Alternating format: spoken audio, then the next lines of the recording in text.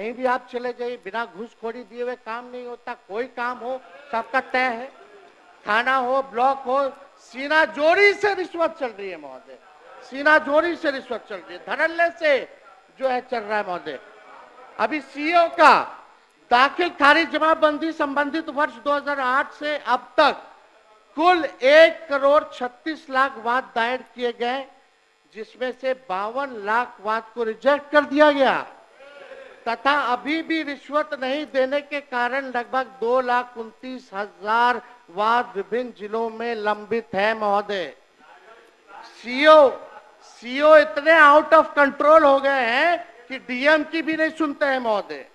क्यों सुनेंगे? सीधे सीएम आवास से उनका ट्रांसफर पोस्टिंग होता है।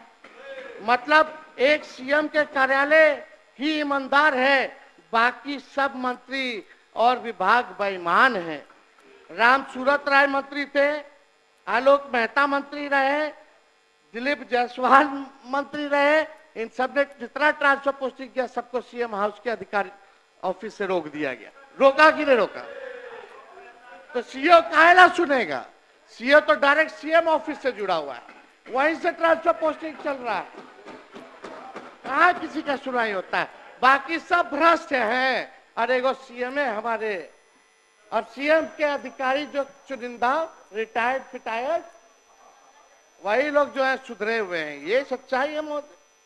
आप बताइए, एक लौते वही लोग हरिश्चंद्र है, बाकी सब भाजपा का हो, राजद का हो, वो सब भ्रष्ट है।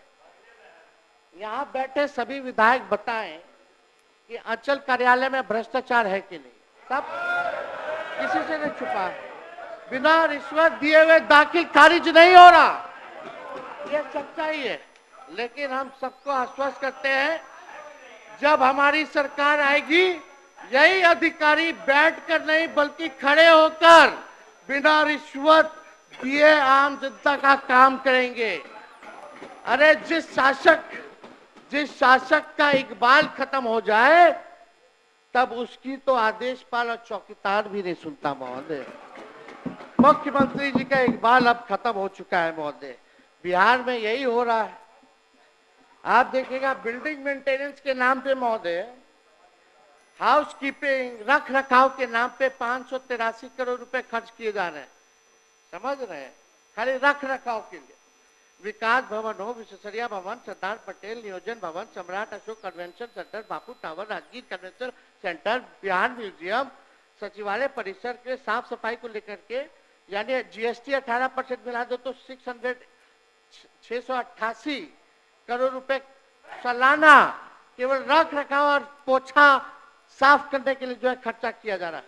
यह काम प्राइवेट कंपनियों को दिया गया है, जिसमें इनके अधिकारी और नेताओं का कमीशन है। मैं बताता हूं कि किस भवन पर कितने खर्चे हैं महोदय। अब आप देखिए महोदय, बिहार म्यूजियम का प्रोजेक्ट का कॉस्ट 500 करोड़ रुपया और साल में साफ सफाई के लिए 30 करोड़ रुपया। सरदार पटेल भवन का प्रोजेक्ट कॉस्ट 305 करोड़ और साफ सफाई के लिए लगभग 16.5 करोड़ हर साल। आप बैठ जाइए ना, बैठ जाना, बैठ जाना।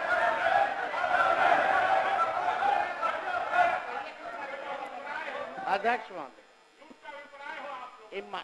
अरे छोड़िए ना, अरे मंत्री जी हैं, अरे इतना नहीं बोलेंगे तो ये मंत्री रहेंगे। थोड़ा बोलने दीजिए, गला इसी में ना साफ होता है। सवाल जवाब है तो चुप रहता है। अध्यक्ष मेरे, बापू टावर का प्रोजेक्ट कॉस्ट 129 करोड़ और सालाना मेंटेनेंस के लिए है लगभग 10 करोड़ रुपया। नियोजन भवन 93 करोड़ रुपए का प्रोजेक्ट और लगभग 7 करोड़ जो है आपका मेंटेनेंस का अमाउंट है। ऐसे ही और चले जाएगा, समय नहीं है ज्यादा भांडा फोड़ नहीं करना, सब निकल ही जाएगा। सब तो आप लोग जनबे ना करते हैं। कुछ बचा है, दुनिया तो खत्म होने वाली है।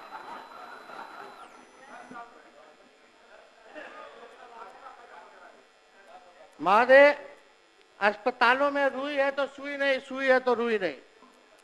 स्वास्थ्य सेवाओं में अभी 49% पद खाली है। मैंने स्वास्थ्य मंत्री रहते हुए 20 अगस्त 2023 को, सुन लीजिए, 20 अगस्त 2023 और 24 जनवरी 2024 को 1,31,793 नए पदों का सृजन संबंधी संचिका पर हस्ताक्षर कर नए पद सृजित किए थे। लेकिन एक हफ्ते बाद हमारी सरकार गिर गई और अभी स्वास्थ्य विभाग और वित्त विभाग में धूल फांक रहा है महोदय। ये फाइल पब्लिक हेल्थ कैडर का देख लीजिएगा, हम तारीख बता रहे, रिकॉर्ड है। एजुकेशन की बात करते तो जो जाति आधारित गणना हुई उसके रिपोर्ट के आधार पे हम ये बताना चाहते हैं, आपने 20 साल में क्या किया, आप आंकड़े बताते हैं। वही आंकड़े जो हमारी पहली जो जातिगत आर्थिक सर्वे के सामने जो आया, शायद आपने पढ़े भी होंगे, नहीं भी पढ़े होंगे, कोई अधिकारी बताया कि नहीं बताया हमको नहीं पता, लेकिन अनुसूचित जाति की कुल आबादी का सिर्फ 0.015% तथा अत्यंत पिछड़े वर्ग के सिर्फ 0.005% ही लोग डॉक्टर हैं। यानी इन वर्गों में मेडिकल एजुकेशन प्राप्त करने वालों की संख्या आधे से आधा प्रतिशत भी नहीं है। अनुसूचित जाति की कुल आबादी का सिर्फ 0.1% तथा अत्यंत पिछड़े वर्ग की सिर्फ 0.16 इंजीनियर हैं, मात्र इंजीनियर। यानी इन वर्गों में भी इंजीनियरिंग करने वालों की संख्या आधा प्रतिशत या उनसे भी प्रतिशत में कम है महोदय। यह अति पिछड़ा और दलित समाज का ये आंकड़ा है महोदय। बताइए, क्या डॉक्टर, कहाँ इंजीनियर, कौन लोग हैं?